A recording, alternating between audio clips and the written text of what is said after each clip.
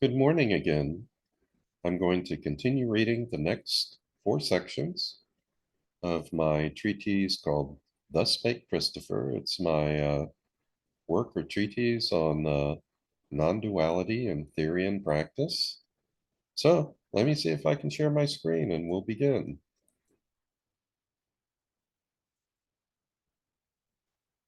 Okay, as usual, I just need to take care of a few things before I can get started here.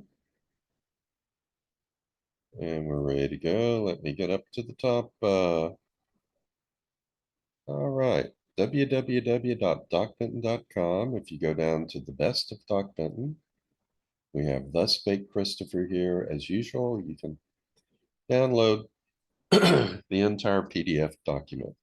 It's not all that long, but let's switch to the next 4 sections, which will be 13 through 16. All right, chapter 13. The man then asked, "How should I go throughout my day?" I began to answer, "As I have said, whether one is awake or asleep, whether one's eyes are open or closed, one should always be aware of the mystery, that part of our experience that lies at the core of our existence, and that defies definition. This is a fixed point in a sea of change, and as we witness all that changes around us, we should let those changes only serve to remind us of that point at the center that never changes. If we can do this, then we will unify above while seeing diversity below. By attaching ourselves to the center, we will always be aware of the oneness and changelessness of our being, even while navigating through the ocean of duality. Notice too that since that which lies at the center of awareness is not perceived in the same way as exterior objects, it follows that this center has no perceived characteristics or parts. Hence, as we, in a sense, draw closer to the center, we automatically feel more unity, and unity is the same thing as love. Thus, moving closer to our center always results in more feelings of oneness, love, wholeness, light, and joy. And this is where a person should stand as they go throughout their day. In contrast to this are those who create diversity above and unity below. Again, as I've previously said, to create diversity above means to separate oneself from the unity of one center. And to create unity below doesn't mean to create a sense of oneness as you might think, but rather to cleave to an object of perception instead of the center. This is the way many people live, but it is not the correct way to live. This way only leads to greed and fear of loss, and it never brings true satisfaction. Instead, one should always strive to be aware of one's own awareness that lies at the center of our perceptions, and to always be aware of the unity that connects all things. This will lead you to that happiness that is your very nature, and that is not fleeting like the rest of what you know. This is the stance you should take, and this is the correct way to live. Thus spake Christopher.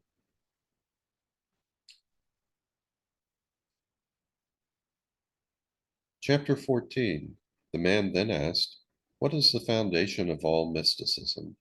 I began to answer, "The world is created when we become aware of one thing opposite another, as well as a principle allowing for interaction between these opposites. This is discussed extensively in the Book of Creation. However, when we experience and become aware that the two opposites and their interaction are all the same, that the knower, the known, and the act of knowing are inseparable, we call this enlightenment.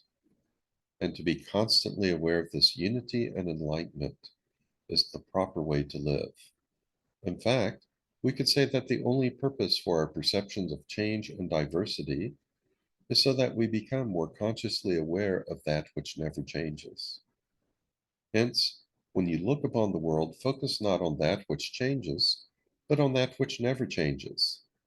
This is what is meant in the book of the Assembler when it says, "This against this made the Elohim, for the purpose that one should find nothing after him." This verse mentions two opposites, but not the principle for interaction between them. However, the latter is mentioned in the book of instructions where it says, "Let there be a firmament in the midst of the waters, and let it divide the waters from the waters." And that this firmament allows for interaction between the upper and lower waters is confirmed by the book of Radiance where it says, "The lower waters call to the upper and drink them in through the medium of this firmament, because all the upper waters are collected in it." This is the foundation for everything, and this is the enlightened understanding that we should strive for. Thus spake Christopher.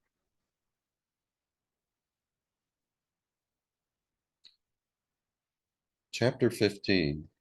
The man then asked, "What is meant in the book of channelings when it says that the living creatures ran and returned like the appearance of a flash of lightning?" I began to answer.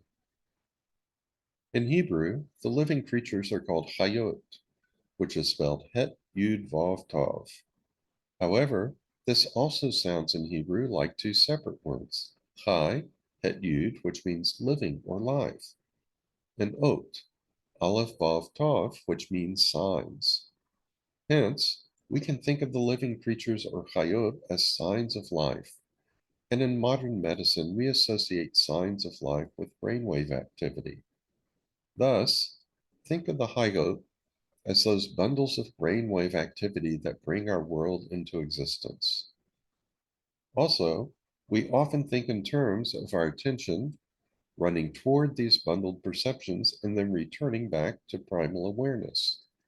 The average person focuses on the running to the objects of perception, but the enlightened focus on the return to the center of awareness. Thus, I like to call that form of mindfulness meditation in which one lets every perception point you back to that which perceives the perception as running and returning. And by mastering this technique, you can be constantly meditating whether your eyes are open or closed. Even perceptions that would be called disturbing can also be used to lead you back to the center where everything is known. And in this way, all perceptions can help you back to your own being. Furthermore, when we begin a sentence with the words "I am," that sentence usually ends with an object of perception, such as when we say "I am happy" or "I am sad," or "I am a man" or "I am a woman."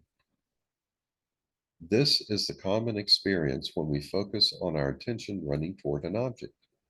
However, when we focus on returning to pure awareness, then there is only "I am," pure being without any division or identification with an exterior object.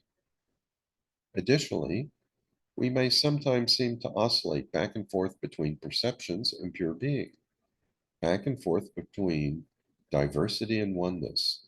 And when we transition from one to the other, we may be aware of what appears as a literal lightning flash between oneness and diversity. However, for the enlightened, this is all an appearance. Oneness and diversity are two sides of the same coin. And when you realize the true nature of this coin, then there is no more running and returning. There's only one immutable reality that sometimes appears as absolute unity and at other times appears as a dance of diversity. When you understand this, your bundles of thought will then be replaced by a bundle of life. Thus spake Christopher.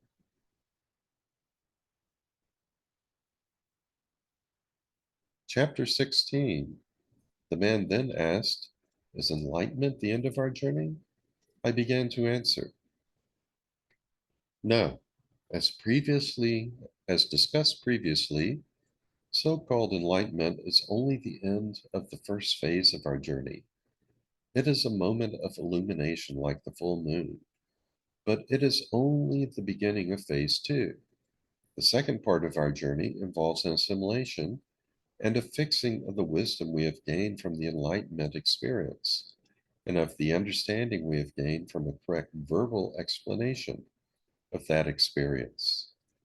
The Enlightenment experience must always be followed by an assimilation. And enlightenment also involves both parts of our brain, the verbal as well as the nonverbal. If you like, we could even describe our journey to self realization by 12 parts. At the beginning, we may start life with a liminal desire for enlightenment. This is like a nascent desire for a relationship. Later, we may encounter a path that we think will give us what we desire. This is like when we first meet someone who may be the one. Next, we set our first steps along this path. This is like a first date. Following this, though, we may have second thoughts about the path we have chosen. This is like the aftermath of a first date when we may have doubts regarding whether this is truly the relationship we are looking for. However, if we resolve these doubts, then we move on to a second date where the relationship deepens. We're now making progress along the path we have chosen. After this, we have to make adjustments in order to successfully complete our journey. In relationship, this is where each member of the relationship must adjust actions and expectations in order to deepen the relationship. And then there is that moment of enlightenment. In relationship, this is when the two become one. And from here on out, they walk as a couple rather than as two individuals. The phases of assimilation following enlightenment are analogous to the steps that came before. There are initial deepenings that might be followed by another period of doubt and second thoughts, what a relationship would be called a midlife crisis. But once this is passed, there are more deepenings and a further stabilizing and assimilation of the moment of enlightenment, that full moon experience. And lastly, we arrive right back where we started, with the only difference being that what was initially a desire for oneness has now become the constant experience of oneness.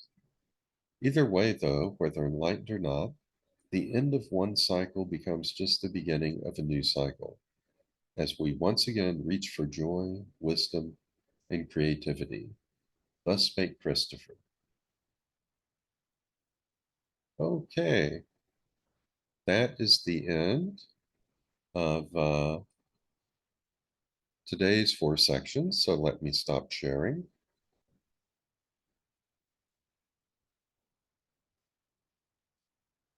And I'll continue tomorrow with the next 4 sections, 17 through 20. So I hope you join me for the next presentation, the next reading. In the meantime, I hope all is well with you, that you're kind to others and to yourself. So long, and as always, be well.